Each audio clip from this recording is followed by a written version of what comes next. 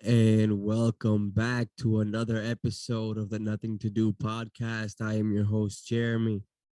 Boy, I'm fucking tired, man. It has been a long week. A long week. I'm recording this a week after the last episode dropped. A day, 2 days after that terrible Celtics loss. Boy, that one was tough to watch. But I'm not gonna get into sports too much today. Maybe a little bit at the end of the episode.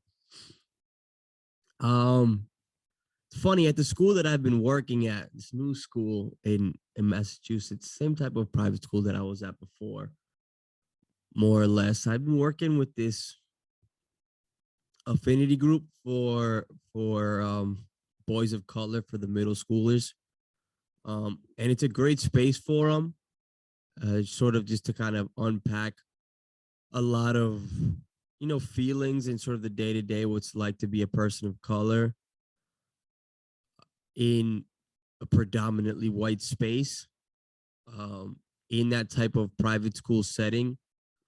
I wish I had something like this, something I had access to like this when I was their age. So, like, I love helping out.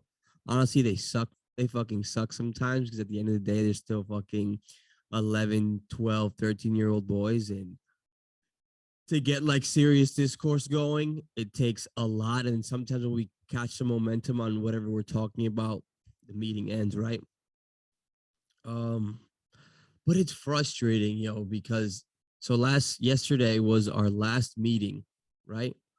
It was our last meeting, and we're talking about, we had plans to like play, I think some Pictionary game, just keep it light that day. And it ended up just it turning into, the students and the boys telling stories about just like fucked up double standard behavior they're still experiencing at the school. And um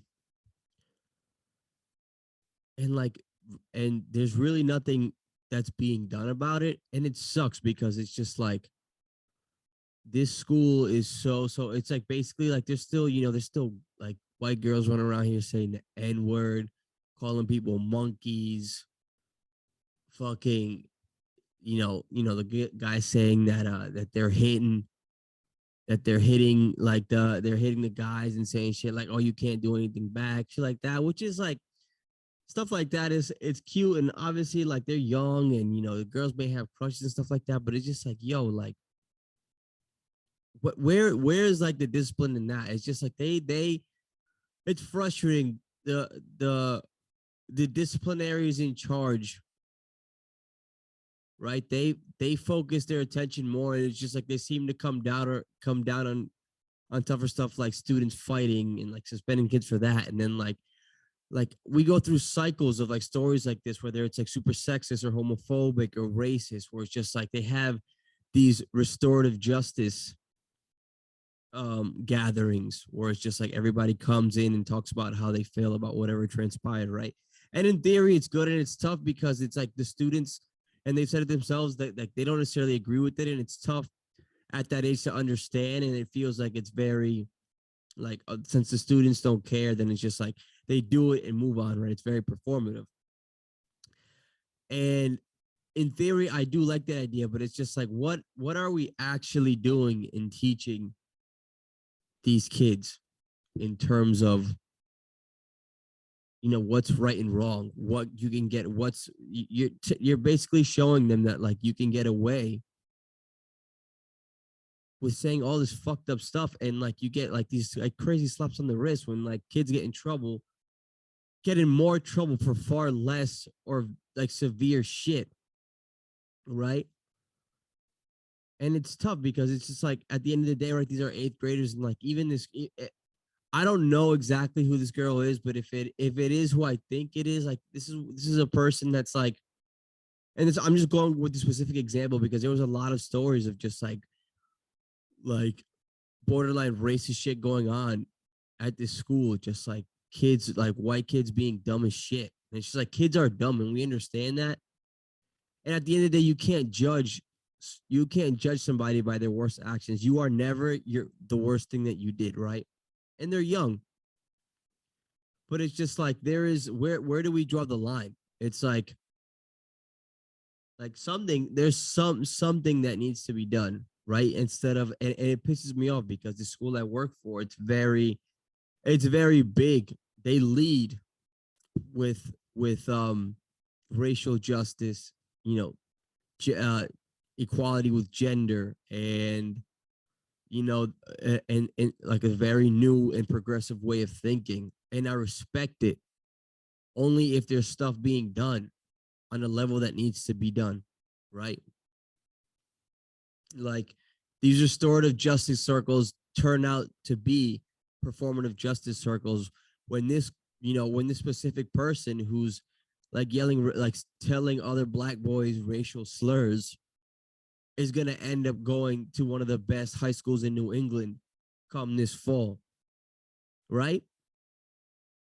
And it's like, and it's just like now everything seems like a fucking circle jerk. Everything is just such a circle jerk for the parents. For like, we want to make the parents that they're saying their kids to, these great elite schools that have such a progressive way of thinking. But it's just like behind the scenes, that's not what's really going on. It's not restorative. It's performative, and like it it's tough, man. The impact, I don't know. It's like the impact that stuff like that leaves when it's just like, especially seeing it, and it's like as a student, you see how the school leads with this foot, and then on the back end, you see how stuff is actually getting done, right? And with private schools, it's worse. It's just like, where do you draw the line? It's just like, because a lot of these white kids that are getting away with fucking racist and homophobic ass shit and a bunch of fuck shit are the parents that are paying full tuition or damn near full tuition, right? So you got to play the politics game, because at the end of the day, at these types of school, the money runs everything. But it's like, if you really want to make a change, it's like, where do you like? You got to take a stand somewhere, man. Like this shit that was coming up in this meeting, it's just like, yo, like, how is this shit still like? How is it still a thing? How is it still a thing here on this level, and how is nothing like seriously being done to address, these issues, right? And then I come across a story this week about the Black Lives Matter organization, and specifically, Patrice Cullors in the $6 million mansion. And this is sort of like that performative justice taking on a global level, right? We all know how big Black Lives Matter has been for at least 6 7 years, since I think I think since, I don't know if it was George Zimmerman's and Mike Brown, or if it was the I'm sorry, I forget, or it was Eric Garner. I'm confusing my victims, and I'm sorry if this is coming off as disrespectful in any way. Like,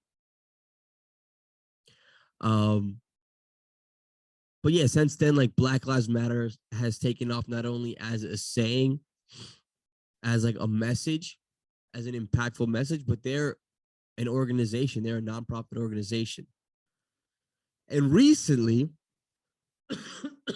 excuse me, the Black Lives Matter Global Fund Network, which is technically an autonomous organization or entity aside from actual BLM grassroots or BLM, but they're still very closely intertwined in terms of like the personnel that runs both organizations, right? They purchased um a $6 million mansion as quote unquote like a safe space for people of color, for Black people who may feel unsafe, or also for like creators and Black creators, as sort of like an incubation place where they can make and create content that's furthering the movement, if you will, right? And that's wild.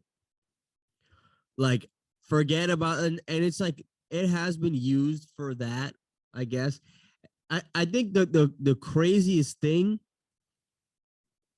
about this story and about BLM in general is like the lack of scrutiny or the lack of like depth of coverage that they're like quote unquote alleged misuse of funds that they've been going through for the last 6, 7, however so many years since they've been up and running, right?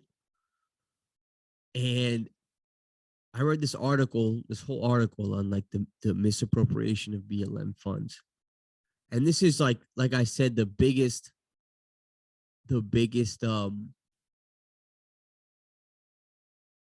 the biggest uh example of this is like that my affinity group that I do at the school that I work at, taken to a global, taken to like a massive scale, right? This performative justice where you have an organization, and don't get me wrong, and before I continue, I still believe in that messaging, right? That I understand and I believe in that messaging, right? That Black Lives Matter, like all lives can't matter until Black Lives Matter is basically what it is. And clearly, what we've seen over the last 400 years, but specifically the last 10 years, that this has been blowing up. And it seems like Black lives don't matter to the police and to the people that run this country, right? Um, you have like an organization that's making and receiving this funding through promoting and publicating and standing for these victims like Eric Garner and like Mike Brown and Tamir Rice, and the list goes on, right? And the story is, I was digging deeper, and like a lot of these families, like the mother and father of the victims that BLM takes to like, that basically elevates this movement, right? They're martyrs to the movement, to the BLM movement at this point, right?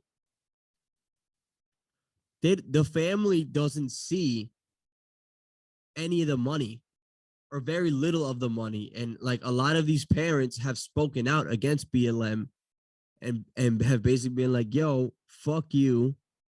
Like y'all getting rich off my son's name, and we're not even seeing the money. We're paying our funeral out of pocket, right? We are still like, I live in a fucking motel. I can't pay my fucking bills. I can't pay my groceries.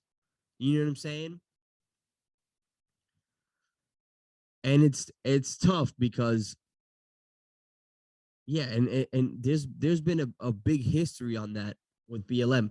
And I guess what surprises me the most is that there hasn't been that much media scrutiny on this up until like this $6 million Imagine thing is gonna, like, unless you're like one of those alt-right people, your algorithm, unless just like, you know what I'm saying, that's what you're gonna see on your algorithm, right? But like for normal everyday people, like BLM seems like an organization, like basically any crazy global like corporate nonprofit organization. There's shady shit going on there, and it's tough because this movement has become very fashionable, right? It has become very fashionable and and very profitable for some people, and that's kind of disgusting. Mama, um, and like I just see the parallels between that and like the school I work with sometimes, and it sucks, right? Actually, I even like reading into the story more. It's funny. So the lady Patrice Cullors, she's like one of the three like main founders of BLM. She's no longer like a member, like an executive member of the organization. She does other shit, whatever.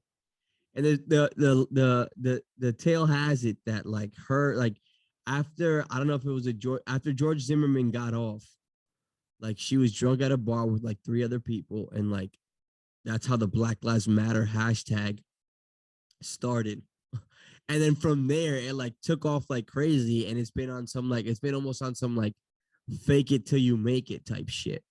Like where she like, and there's been stories about like her, like, and there's been like like crazy disconnect between, the umbrella um BLM organization and then like BLM grassroots roots movements in different cities across the US, and like actual grassroots, and like there's been very disconnect in terms of like what the vision is, um and what like they're actually doing, and what the actions are. And like even like they've taken meetings where people have said like, yeah, like Patrice has come to meetings, and it seems like, as opposed to talking about how they're going to mobilize, how they're going to protest, this, that, and the third. She's talking about what to post on Twitter and what hashtags to use on Instagram and what hashtags to use. And like, that's kind of funny. And yeah, I don't know. It's crazy. And it's just like, it's like, how have we gone? I understand on some level how we have not, oh my God, I can't even get the words out right now. Excuse me, my friends. It's like, it almost feels like one of those situations where it's just like, again, I'll bring back to like Nancy Pelosi and the fucking White House wearing dashikis and all that shit during Juneteenth. I said last time it was during the George Floyd. Well, it was around that. It was that same year of the George Floyd death, right? But it was like, I think it was for June, to celebrate Juneteenth is what they did it for, right? And it still seems like a lot of that stuff, and it hurts more when it's coming, you know, from your own kinfolk, or your own skinfolk, I should say, right? But the lesson here to learn sometimes is that not all skinfolk are your kinfolk, right? And also, it's just like, who am I? Am I like who am I to criticize the Black Lives Matter movement, right? Me and my in my pseudo black identity, um, who works at a school, and like, I don't know, like, am I even like, should I get fucking dragged for even going this hard on the BLM movement? I don't know, maybe. I don't give a fuck though. I still, and like I said, I still believe in what the movement stands for. Um, but it's just unfortunate. It's just like it's just like another cog, and like it was exploited not only by the founders but by media in general. Sort of be like, yeah, here you go. You know, here's your controller that's turned off. You can play with me, and they give you the controller. Well, you're the little brother who don't really know how to play, and your controller's off the whole time. And that's what it feels like the media did with the BLM movement, because it's just like, I feel like this shit should have been coming to light. And it's just like, it's tough because if you didn't have the facts on you, a lot of this was a lot. It was, I'm not gonna say it's hearsay, but there was a lot of gray area in their finances and what they were doing. And I mean, you can look all this stuff up. I'm not gonna go down all the facts. I read this article damn near twice, and it was like a long, like, investigative piece on sort of the misappropriation of the BLM funds. And I'm not gonna go through every single detail, but it's just like one story that stood out. It was after it was in Huntington Beach. Apparently, Huntington Beach is like a crazy ass, like, neo-Nazi, like, skinhead area of like, capital of California, or even like the US. And this dude, I believe his name is Tory Johnson. Um, I forget what exactly inside. I think so. The skinheads, right? The crackers, if you will. Um, they were planning a White Lives Matter rally, basically like a neo KKK rally, a 2022 KKK rally. And he was trying to, he ended up starting Black Lives Matter Huntington Beach, and he tried to organize a counter protest, to stand against basically a fucking white Klan rally at Huntington Beach, which is scary as shit. And Patrice Colors the then executive of BLM, stood out and basically condemned that and was like, like this Black Lives Matter chapter in Huntington Beach, they're they're protesting, and like I want it to be clear that we do not support counter protest because it's not safe, blah blah blah, and basically like threw this dude Tory Johnson under the bus. And you know what she did instead of providing any support to that specific protest? Apparently they had a, here, let me bring it up here. It was called, sponsored by the UGG boot in Cali. She decided to, hold on, let me get it up here. Where is it? It's hard being the host and the producer at the same time, but I'm trying, I'm trying. So Patrice Cullors, she goes, we want to make it abundantly clear, this quote, that Black Lives Matter Global Network Foundation and the Black Lives Matter grassroots do not support counter protesting. For that reason, we are not supporting or affiliated with any counter protests you may hear about or being organized in Huntington Beach. And instead, my friends, she sponsored a fuck white supremacy, let's get free streaming event sponsored by, you guessed it, UGG Boot, where people all around the world could join in the live stream and dance in their UGG boots in protest to white supremacy. Oh, okay. Yeah. Oh, okay. Yeah, that shit's fucking wild. Like, if you want to, that's performative justice wrapped in a nutshell. Like in a fucking nutshell. Yeah, it's maddening. And it's like the fact that it's even taken this, the fact that or maybe I'm just late to the party, but I don't think so, because I feel like the fact that this is just hitting me now is just like, again, this is almost like Sean King. This is like very Sean Kingy, which he's now even going through more shit about his clothing line he was selling $165 sweaters sourced straight from Africa, like black from fucking farm to table, whatever. Nobody got their orders, and now he's under fire for that shit too. It's just like, what the fuck is going on here? Like, people are really trying to capitalize on like people of color and black bodies, and it's weird how fashionable that has this got, and it's just like, now it's like such a political token. It's the reason why fucking like Joe Biden and fucking it is out here doing all this fucking crazy dancing and to get elected on these topics and like leveraging the BLM movement, but nothing's going on, and like they're letting, and that's why even I feel like sometimes on some level the media is letting, I mean, we've seen it all over the NBA, we've seen it even in the MLB. It's just like Black Lives Matter. And again, I want to be clear that I support the movement and the messaging on that level. I don't support what's been going on with the actual nonprofit organization, and it fucking sucks that your own kinfolk are the ones pulling the strings, buying $6 million motherfucking mansions to quote unquote a safe space and a creative incubator for Black creatives. Like, fucking mother bloody fuck bitch. Like, what the fuck is that? What does that even mean?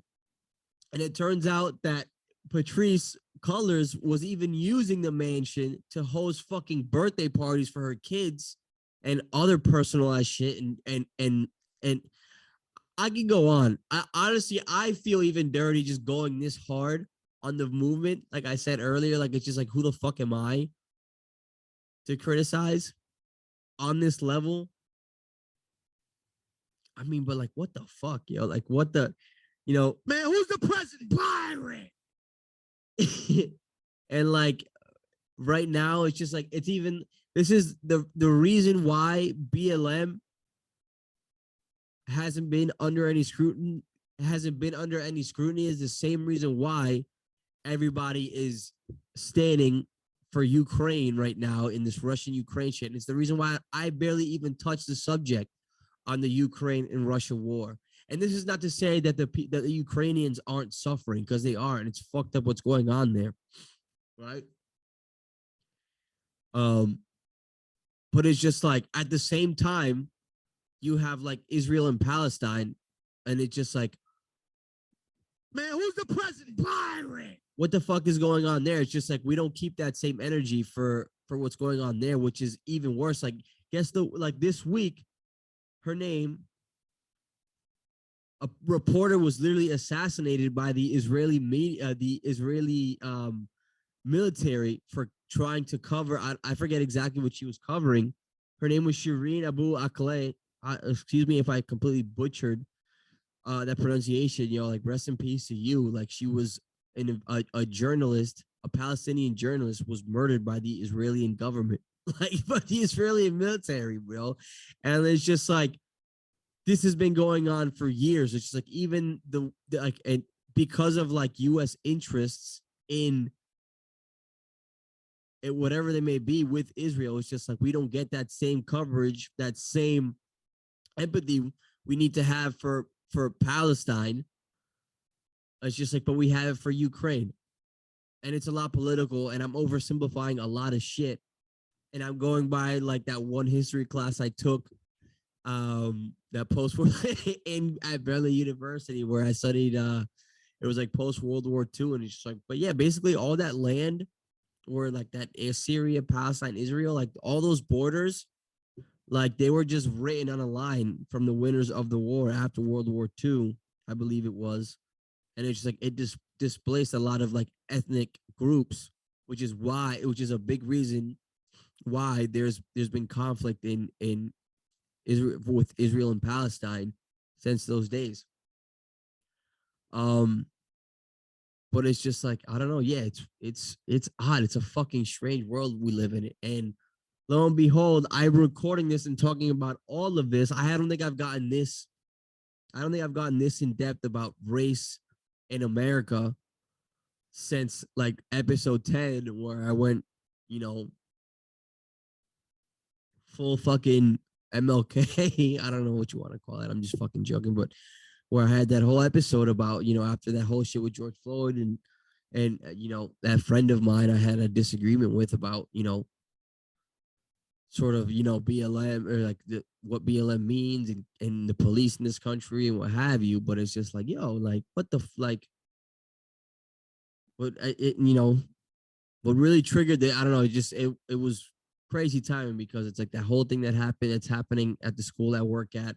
And then I read this, you know, this this article on Patrisse Cullors and the $6 million mansion of BLM. And then on top of everything, today, Kendrick Lamar's album finally fucking dropped. Oh my goodness, Kendrick Lamar album finally fucking dropped, and I'm so horny right now. And it's really fucking good. I've only given it one listen to so far, and it's just like it's that's the thing with Kendrick albums. Kendrick albums are they take a while to digest, and so I had to listen to it a lot more. But my first listen through has been great. But it's just like he touches on all this. I mean, he's been gone for 5 years. What I will say, it feels like a like maybe like a more, I don't want to say, I don't know if refined is a better word. I like it better than To Pimp a Butterfly. It seems uh like a more it has very To Pimp a Butterfly vibes, not as sort of abstract with like the jazz tone that To Pimp a Butterfly has, but it definitely has that. And Kendrick talks about some crazy shit about the world and his life that he's never talked about before. And there's a lot of heavy tracks on that, but yo, that album is fire, and I can't wait to listen to it like 20 more times within the next 5 days or so. Yeah, what's been going on with y'all, man? Like I said, this I don't know, you know, all my New Englanders were biting our teeth today. Game 6, winner go home tonight. God damn, that game was tough to that game 5 was tough to watch. We was up by 14 in the fucking fourth quarter. I'm saying, you know, I'm today I'm saying we, and you know why I'm saying we today? Because I fell asleep very upset that night. I had anxiety about game 6 when I fell asleep that night. I had like Red Sox anxiety for the Celtics, which is the first time I've ever had that. So because of that today, and just for today, I'll say we the Celtics have to win today is do or die. um, but no, man, and then but yeah, I don't really have much else, you know. It's like, and at the end of the day, too, with I'm going back to the whole shit I was just talking about right now. It's like forget the MP, like nonprofit organizations are just like they have their own history in this country, their own capitalistic history of just like tax exemptions and ways to not pay tax for money and funneling money through this MPO and that MPO to save money here. And it's just like I don't know. It's just like it feels like Black Lives Matter, while the intent was good, it just fell into you know it was a victim of the fucking times. Of it was just like clout chasing on an extreme level. You know, that's what it felt like after I read all. It's just like this is just an example, another tall tale of what happens when you fake it. When you fake it till you make it. When you're in 2020 in this new millennium, in this new era of social media, um, it's just like another cautionary tale, I guess. And this isn't maybe fake. I mean, and listen, like I like like I don't want to completely fucking condemn Patrice Cullors and all the other like executives of BLM at the time. Like, they're human too, and they probably know they fucked up. And Patrice, they know they fucked up. We're all human at the end of the day. I don't know what I would do if like it's the thing. Like I think about that all the time. It's just like, what if this podcast goes viral tomorrow?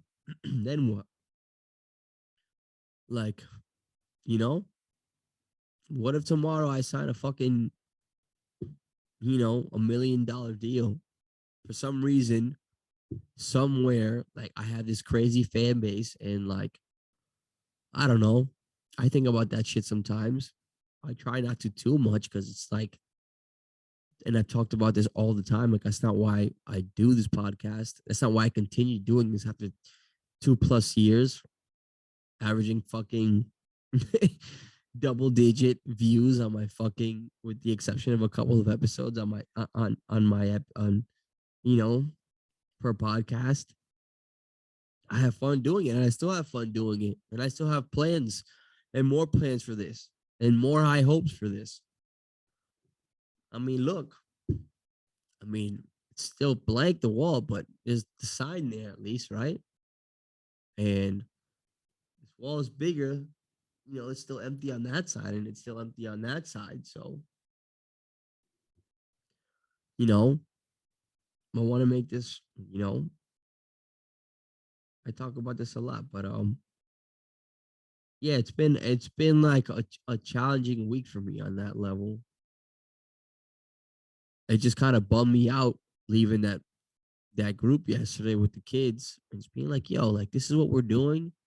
This is what we preach. Like, the word race is literally in the mission of this school. And you have these white kids getting away with this fuck shit. And it's like, where are they getting it from? From their rich ass parents who fucking pay full tuition at this school. And it's just like, that, and there's no accountability. There's no accountability there for them, right? And it's gonna get to a point where it's really harmful at some point in their lives. Like, it's harmful now. It's just like, yeah, I don't know. It's maddening sometimes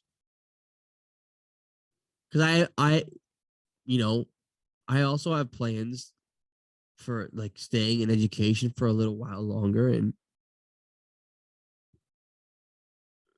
sometimes I do this stuff. It's just like, I try my best to think about my impact to these kids. Look at the wrong camera. I should be looking at that camera. Um, but I don't know. Sometimes it's tough. It's just like how much change can you really do at a school like this? You just gotta, it's a chill job when it comes to schools, but it's just like it's really like you just got to do it kid by kid, I guess, right? And just do it by doing these meetings and just like having these safe spaces for these these kids of color to have these conversations without feeling like they're gonna get in trouble and all this shit. I guess that's one way to think about it. That's one way to stay optimistic about it. Um, what else? It's hot today. The weather's nice today. Mm, I'm hungry. I'm gonna go eat some Mexican food and watch the Celtics, y'all. So until next time, you dirtbags, holla.